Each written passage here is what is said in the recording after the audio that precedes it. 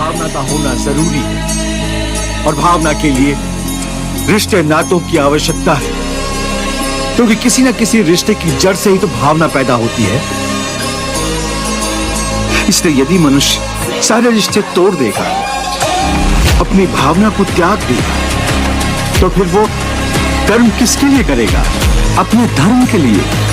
धर्म के लिए? हाँ, अपने धर्म के लिए। अर्थात धर्म के लिए भावना की आवश्यकता नहीं होती। नहीं, धर्म के लिए भावना की नहीं, बल्कि अपने कर्तव्य के ज्ञान की आवश्यकता है।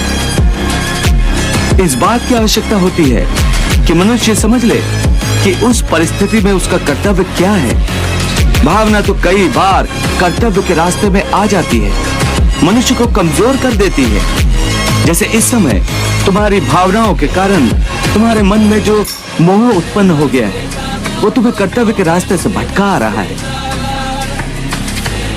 इसलिए शास्त्र कहता है कि कर्तव्य भावना से ऊंचा है। अभी तुमने बड़े ज्ञानियों जैसे तर्क किए कि कर्म के लिए कोई प्रेरणा होनी चाहिए और प्रेरणा के लिए कोई भावना आवश्यक है। ये सारे तर्क मोहजनित हैं। रिश्ते नातों के मोह ने तुम्हारी बुद्धि को धूमिल कर दिया है, इसलिए तुम्हें सत्य दिखाई नहीं दे रहा।